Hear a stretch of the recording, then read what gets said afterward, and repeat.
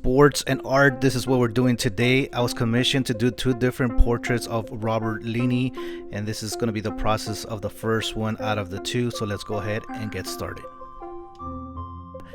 Welcome back to another video, guys, and hopefully you guys are enjoying this channel. My name is Ernie and I customize just about anything from promotional products to one-off gifts. Today we're going to do an awesome canvas. Let's jump right into it. I want to keep the portrait focused on the person and the body, but at the same time I want it to look like some sort of a dream state or some sort of memorial type of painting. I want to have that feeling where it's kind of like very dramatic.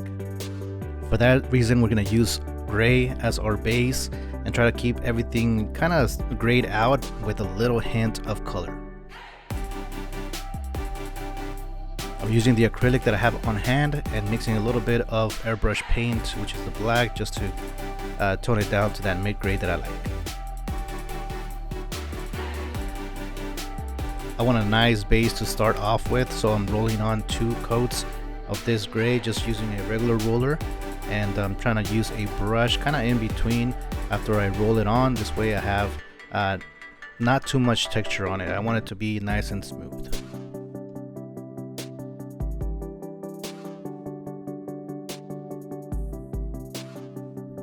I'm considering this stage in the painting process kind of like prepping your canvas to be ready to accept the art that you're going to put on there. So I do a nice background on it. This way it's nice and even, you know, kind of like a 50% shade. This way I can go up in values and down in values, and it'll look kind of cool. While I'm doing this, I'm going to go ahead and paint the edges all the way around.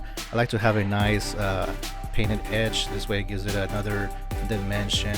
Just in case it goes on the wall and you're looking at the painting from the side, you have something different to look at, and it's just not white or, you know, any overspray of the front of the canvas. So I always like to do that to all my canvases.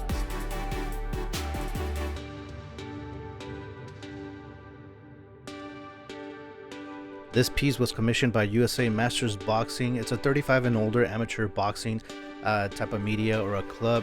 Go ahead and check them out. I'm going to leave a link in the description below. They do a lot of cool profile pics and boxing matches there on their channel.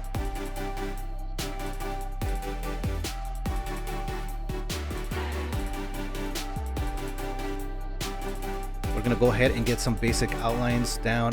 This way we know where some things fall in, and then after that we're going to have some fun and drop in the shadows and the highlights.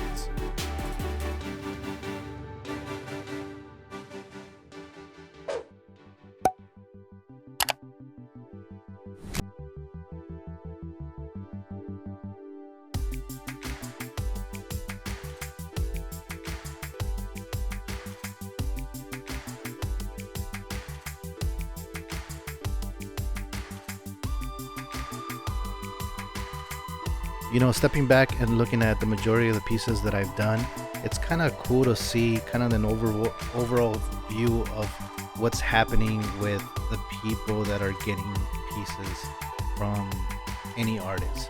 So in my case, I noticed that the majority of the pieces are based out of some sort of feeling for whoever is going to receive the piece, or some sort of feeling towards the main object or person that's on, you know, being painted for themselves.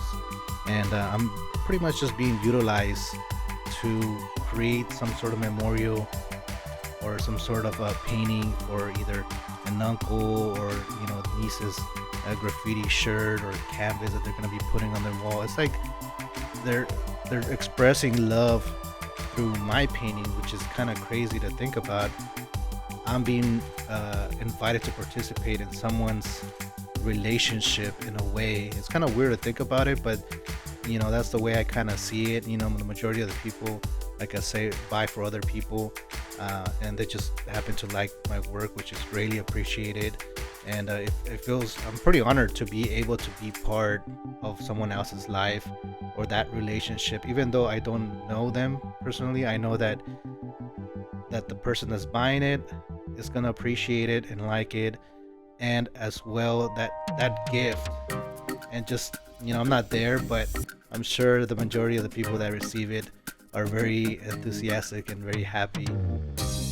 that they received something that's kind of personal between them two, and I just happen to be, the middleman making that happen. So it feels really nice that people love my work, and I appreciate that. And I want to thank everybody that has been liking my stuff. And yeah, let's continue on with this painting. We've gone ahead and did the majority of the body. We're gonna start working on the background here in a little bit.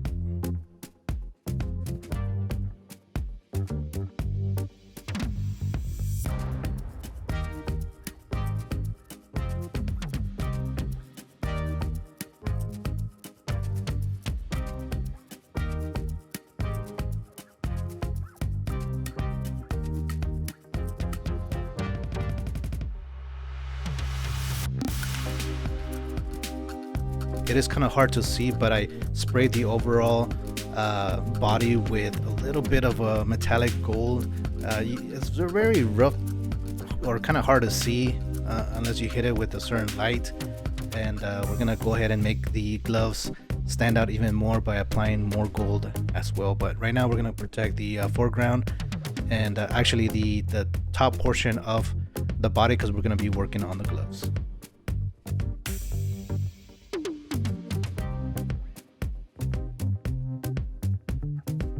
We're going to be using Frisket film, and that's mainly used for stenciling, and we're going to use that on the bottom to protect the gloves and the shorts.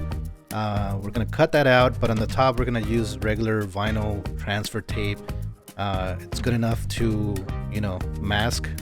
This way we don't have to use a lot of paper and stuff like that. We just kind of apply it on there. And let's go ahead and cut out the glove. We're going to try to make that as bright as possible, and of course try to get some more details on that black.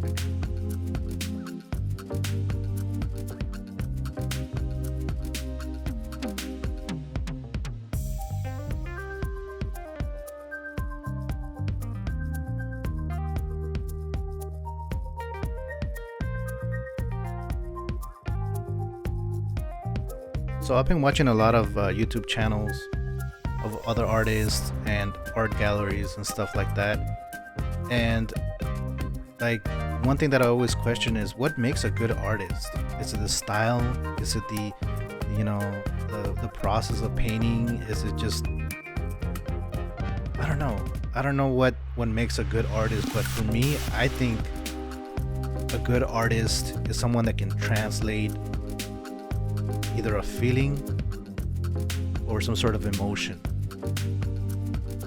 If you're able to translate that in whichever way possible, whether it be music or art or film, if you can translate emotion onto something that's sensory, vision, eye, smell, then I think that's good art, and that makes you an artist if you're able to do that. Doesn't matter what the process is, and it doesn't matter what the end result is, as long as you can translate that emotion onto something that other people can experience.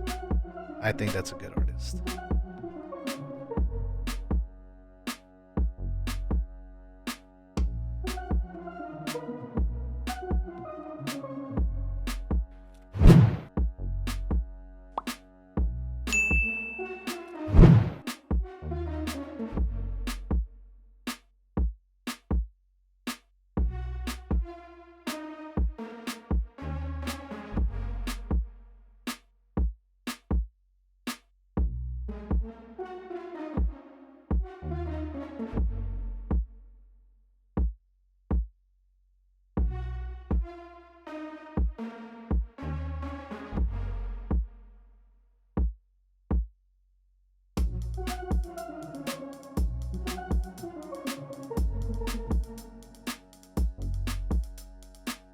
All right, we're coming close to the end of finishing the main portrait.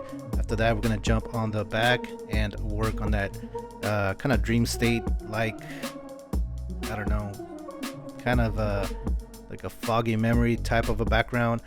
Kind of like that look, so we're gonna go ahead and do that. First, I need to work on that title logo there on the front. I was gonna originally cut it out, but I found it easier just to do it by hand, and that's what we ended up doing.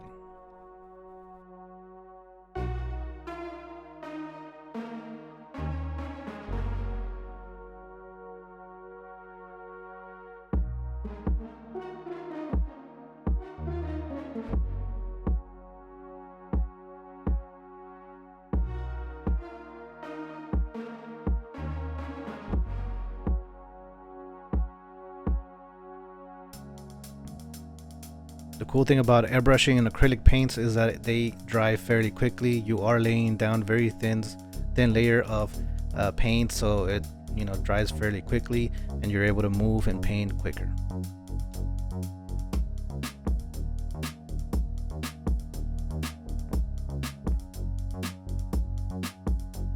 Let's go ahead and use that same frisket film and protect the foreground, and let's go ahead and work on the background.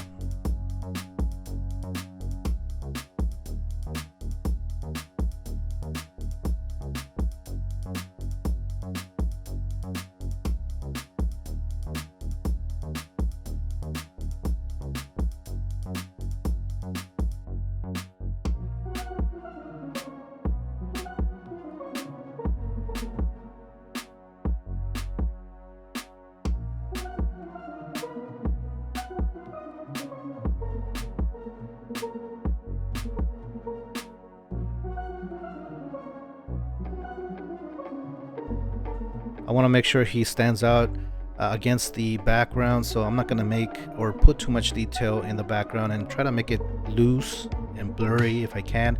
This way his body is the one that's kind of like right in the center, and it's the one that pops the most. I'm going to put some glow around the body, this way he stands out even more. And I really want to focus on the gloves because he is a boxer, and I want to make those kind of glow, like that's the energy, the power. So I want to put some extra white around the gloves, and I'm going to come back later on and add some gold.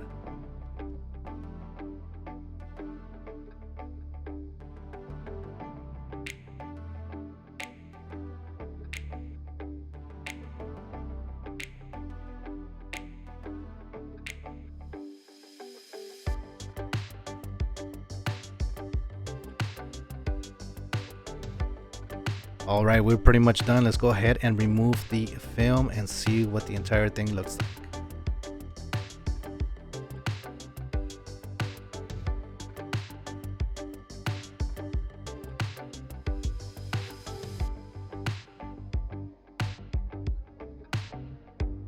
All right, and we are done with this painting, guys. Let me know what you guys think in the comments below.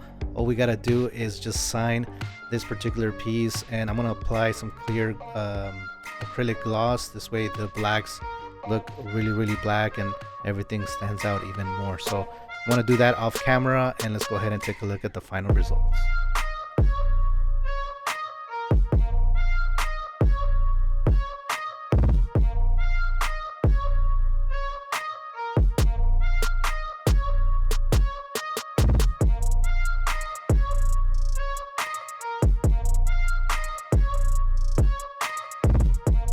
Well guys, that's gonna be it for this video. Hopefully you guys enjoy it. Don't forget to subscribe and like this video, and yeah, stay tuned for the second portion, which is gonna be the second canvas that we're gonna do for Robert Linney. And for now, take it easy. I'll see you guys on the next one. Take it easy.